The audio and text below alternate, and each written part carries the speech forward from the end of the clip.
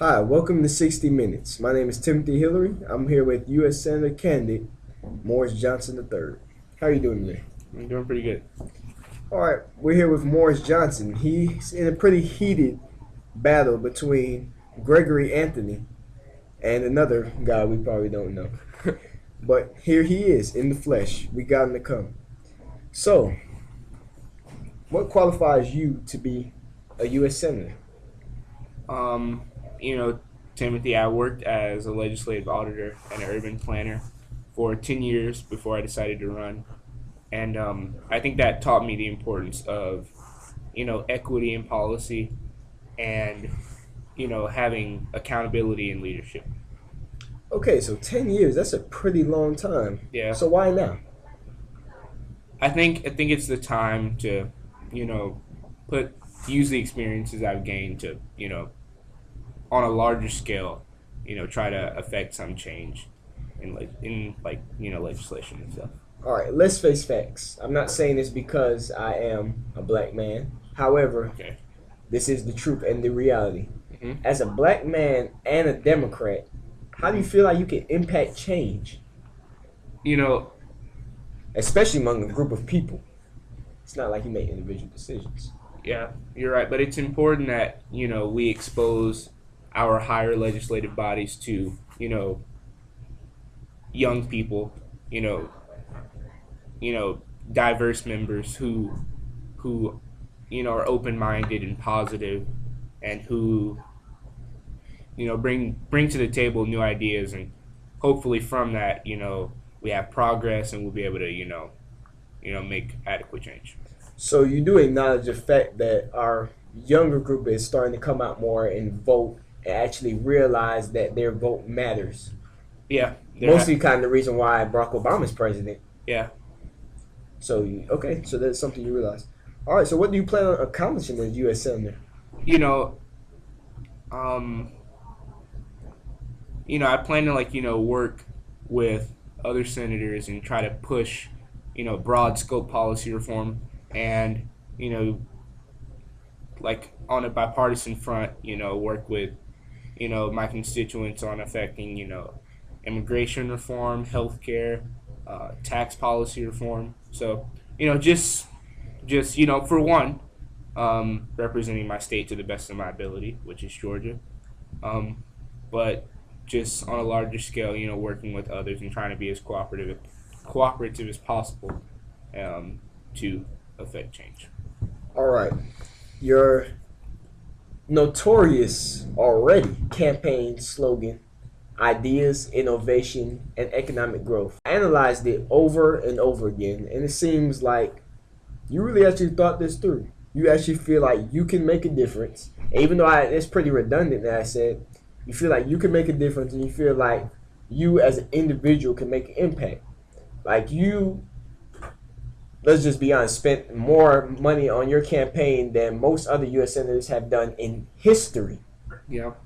So why do you feel like this is so important? Do you plan on doing bigger and better things if you win? You know, I've worked with a lot of people who are in the Senate already, and they feel it's important that we you know, bring in people who are going to support a progressive push towards actual reform. I feel like we're in a place now where we need broader scale reform, and without people who are really open minded and have new ideas, I don't think we can really get that. So I feel like with my personal campaign, it's really not a push for myself. It's a push for all of those out there who want to have that gate open for them to run, and who want to get in there and have fresh ideas, and start to put our country on the right path. Okay, so one thing you have said in your campaign over and over again, and quite frankly, I think it's very good, education. hmm So, do you feel that education, even though it sounds pretty broad in general, you seem like you actually feel that education is the path to success? Yep. Um, in history, education has always been, the cornerstone of any, country improving. Do you feel like our country is lacking in that regard? I feel like our country is lacking in that regard. I feel like it's because I feel like the United States should be that country to like establish, preeminence in education. Like we should be the best in education, and you know, we have a lot of talented people here, and we have to have education that fosters our youth to compete on a global scale. So it sounds like you want to keep things pretty much in the country because as you For realize, we have pretty much the best higher education system in the world. Our post-secondary institutions are the best. However, we're getting a lot of foreign students who are coming to our universities and kind of taking over, which is not a bad thing in any sense. Yeah, it's important that our students are exposed to diversity. However, do you feel that it's becoming almost a problem or an epidemic to make our own kids lazy in a sense because they feel that they're inadequate to kind of challenge these kids who are coming in because they're assumed to be smarter than them? No, I feel like if anything, it's a motivator. I feel like our kids need to be exposed to, a diverse group of people who, not only motivate them, but expose them to, the people who they're going to be working with. Let's face it, the United States is becoming, more and more diverse every day. And that's something that, I encourage, and that's something that I think could really help in putting us on, that next playing field when it comes to education. And a country that can really take advantage of, people from everywhere and, bring their teachings from their country, principles and, the ideals that they live by to our institutions. I think that'll like in turn make our education system really good. Okay. I know I've bombarded you with questions about your policies. Yeah. So how has life been like with the family since you've been running for office? Because this is pretty much the biggest scale you have been on in your political career. It's been pretty hectic. It's been pretty stressful. There's been a lot of engagements, a lot of meetings, and as we expected, it has it's derailed a lot of the normal proceedings of our family, before this happened. But we appreciate it. We welcome it change because if I do get elected, it's gonna mean something different for so many other people. So it's been stressful. It's been really busy, but it's been good. So you have 2 young boys, right? Yes. Congratulations, by the way. Thank you. However, do you feel like this education system publicly? Yes. So I don't mean private education. Do you feel like our public education system is somewhere where you'll be willing to raise your kids in? I feel like they're on a local level. My kids are in public school, and on a local level, I feel like there's a lot of schools that particularly where we live, we live in a I guess what you would call a nice neighborhood, and the education there is adequate, and me and my wife are satisfied with it. But I feel like where education reform needs to happen is places where the neighborhoods aren't nice, places where kids fall through the cracks, in urban areas. I feel like that's where the main. So allow me to play the race card once again.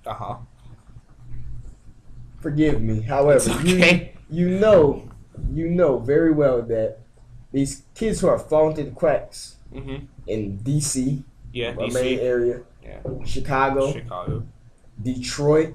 Yeah. A lot of these kids are places where there's a high concentration of black students or minority students, not just black, who are slipping through the cracks, and they're feeling unneeded because the kids who did grow up with them, who were adequate and did know what they were doing for the most part, are kind of branching off, and they're kind of chasing the majority schools. And even for universities, they rather go to a majority school because it's deemed better. However, it could just be simply parental involvement. I know when I was in school, a lot of people knew that if their parents would have been up in the school more, and not in the teacher's face, but however in the board's face, that more would have been accomplished. However, we don't feel like we help each other enough. So how do you feel what do you feel about that zone schooling, allowing the kids who are smart in those areas to actually go to their zone school and help build the school up, opposed to branching out to the majority schools? How do you feel about that? My entire thing with education is a push for policy reform. But before that, I feel like we have to change the way, we think about education. We have like a really sectionalist view about, kids and, the schools that they're zoned for. I feel like every school should be adequate enough to where you wouldn't have to, go out and find another school that's far away from where you live and inconvenience your family, and take away the talent that's in your area, and give it to another area that might not, might not need any other, gifted kids to support it. But I think the most important thing we can do is, promote community engagement. I think that's really important. You have to have, the most important thing, and it's not always the most, positive thing, but we have to have like parents and community leaders who show their local boards that they care about what happens in their school system. And I think with federal support, with education reform, we can start to mold that into existence.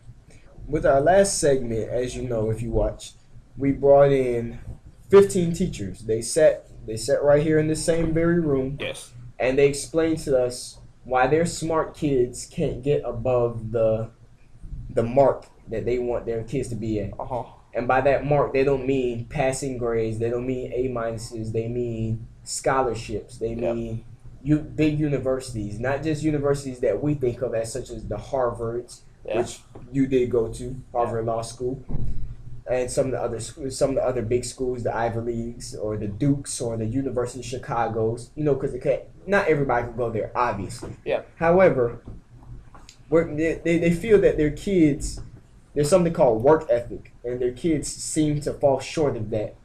So how do you feel that how much work ethic plays into kids actually achieving, opposed to just IQ or natural ability? Work ethic is definitely a lot important than naturally given aptitude. I feel like work ethic is the thing that's going to carry you. You can have all the aptitude in the world, but if you don't have, the discipline and the work ethic to, guide yourself through the challenges you're going to have, not only in school but in life, it's going to be hard. And that's something that, we have to tell, our nation's parents to promote, and to tell our teachers. It's just we have to change the way we think about,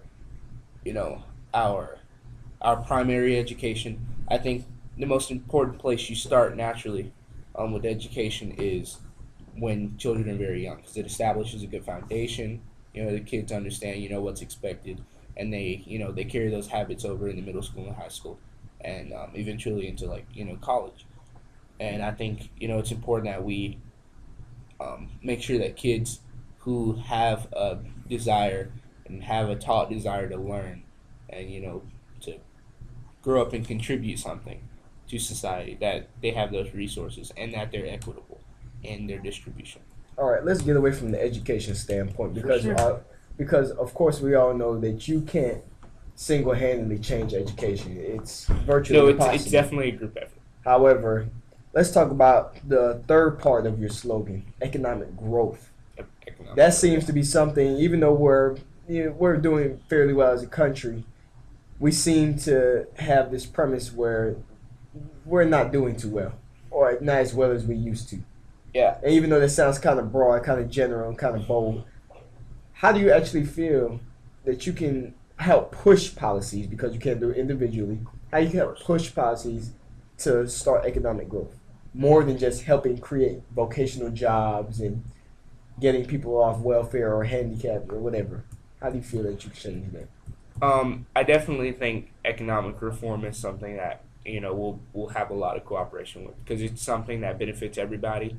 It's not something that benefits a certain group. Our nation as a whole has to have. So let me stop you there. So you feel like we were ever being hindered as a nation based off of what groups of people were in our Congress or in our government? Do you feel like that helps kind of stall policies and hinder policies that actually will help to stop because they will be helping a certain group of people, even though it could possibly help other groups? I feel like there is partisan association with, you know, beliefs about, you know.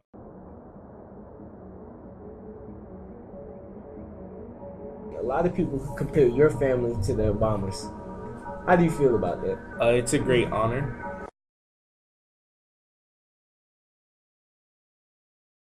Economic growth is something that I think will be easier to, you know, like promote. I feel like a lot of people, you know, want to see our nation do well economically. So I feel like it won't be as hard to, you know, promote it.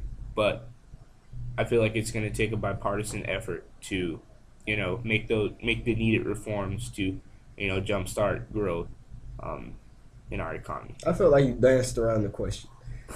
Yeah. I'm talking about individually. How do you feel like you can kind of motivate people? Because I feel like you've been proven to be a great public speaker. A lot of people compare you to Barack Obama, not because of your race, but because of the enthusiasm you bring to politics. And you make young voters and young people want to listen to what you have to say. So how do you feel that you individually, as a motivator, without being modest, can push reform? It's going to take a movement. You know, honestly, it's going to take a movement of young people, of people who have ideas, of people who really care about, you know, unity and, you know, economic recovery. It's not going to, you know, we can't, you know, necessarily be soft with, you know, people who we feel like have control. We have to come together, you know, people who, you know, feel like it's important that we all seek solutions to economic recovery to get something done. It has to be more than just, you know, a group of senators, you know, getting together and trying to, you know, write out economic reform. That for people who, you know, aren't in our same circumstance, it has to be a group of willing Americans to come together and, you know, seek real policy change. Okay. Here's another personal question. A lot of people compare your family to the Obamas. How do you feel about that? It's a great honor. I personally don't compare my family to the Obamas. I feel like, you know, they have a, you know, a defining dynamic that, you know, that can't be, you know, that can't just be mimicked or anything. But I feel like, you know, it's a great honor. And I met him and his family, and they're all wonderful people. So yeah. Okay, as you know, a few years back we had Barack Obama at 60 Minutes. He came with the Secret Service. Yep. I felt uncomfortable at first, however. Yeah. It was a really good interview, and I felt like we actually got somewhere, and I felt like I actually knew him as a person. Yeah. With a lot of presidents, when I meet them, I feel like I absolutely know them. Yeah. With you, I kind of get that feeling. So here's another question. Are you going to run for president if you win? If you win the Senate. Sorry. There's 6 years in between a decision about running for anything. But that's 6 years to make a very big decision.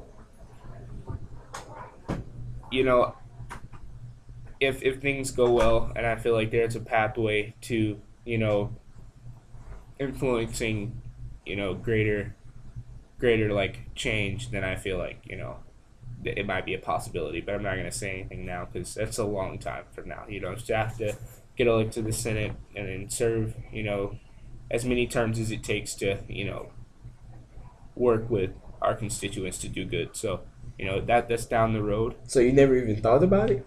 I have thought about it. I think every person who, you know, has been in the presence of, you know, our president and, you know, our vice president have always, you know, thought about the possibility of it, especially when you become a congressman or something like that. But, you know, there's a lot of us, and there's a lot of good people who would, you know, fit that role. I'm not gonna say that I'm necessarily right now qualified for that job.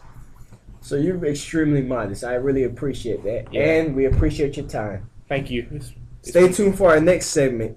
Whales extinct.